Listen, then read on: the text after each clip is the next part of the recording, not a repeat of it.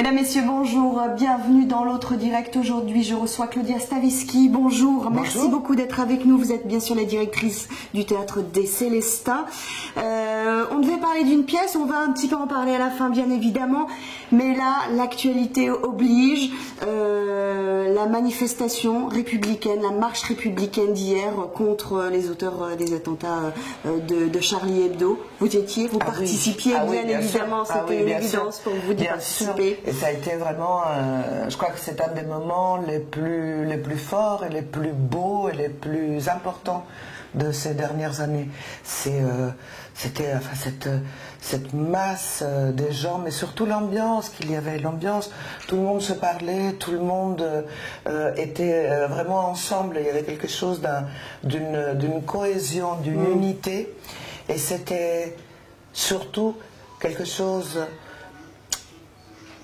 contre la peur, enfin une sorte de marche de communion de l'ensemble de Lyonnais et au-delà des Lyonnais, des métropolitains contre la peur.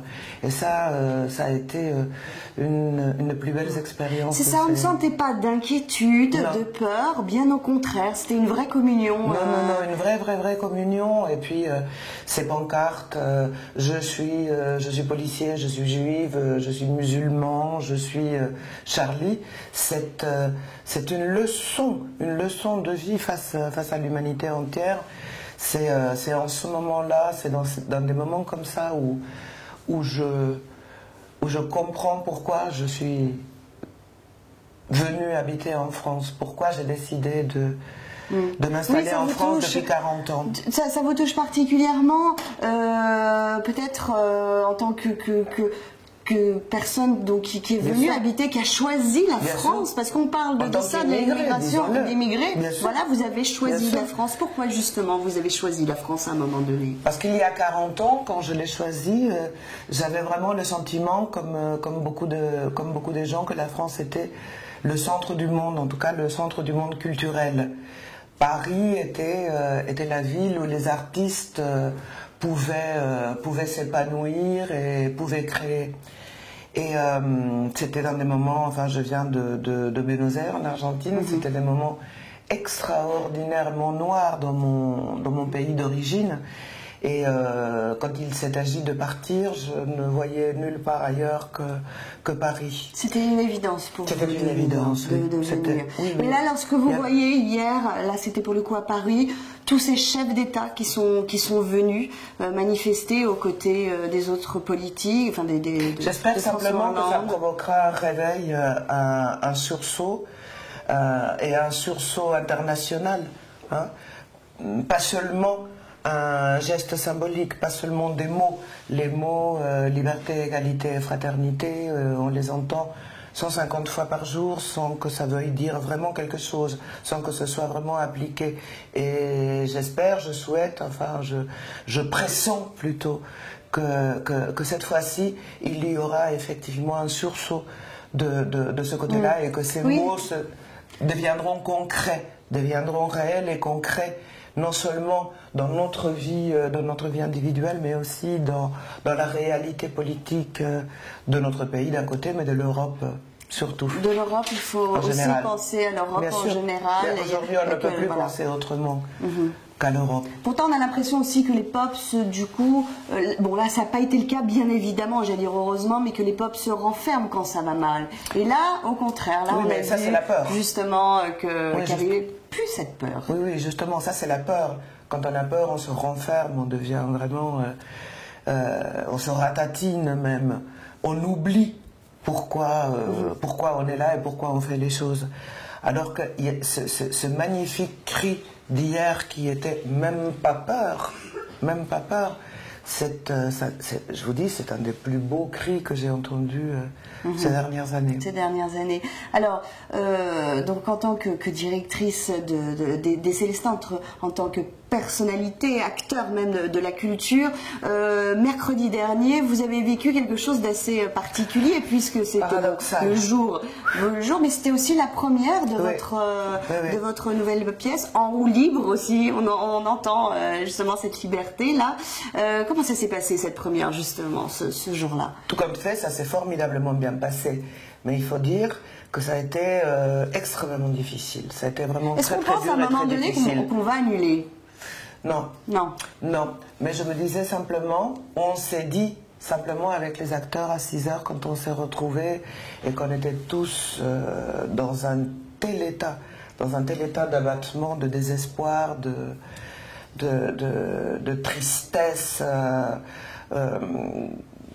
En plus, on connaissait des gens dans la rédaction, je connais des gens qui étaient à l'intérieur de la salle de rédaction, donc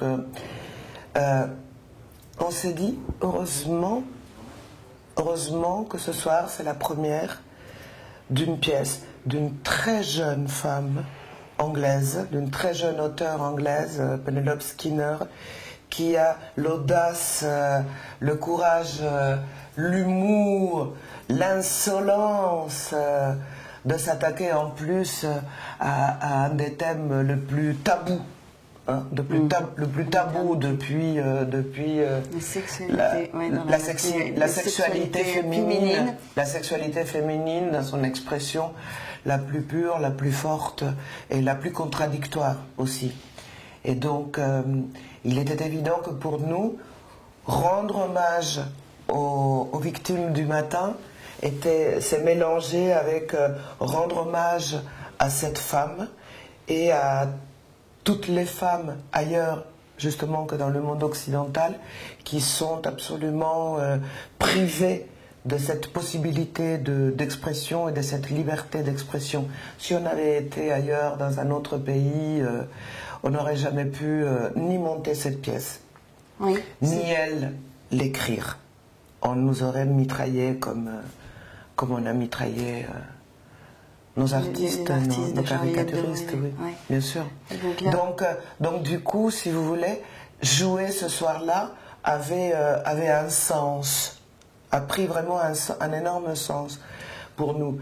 Et bon, il est évident qu'on n'a pas joué comme si de rien n'était. On a fait un speech au public, avec le public qui évidemment arrivait...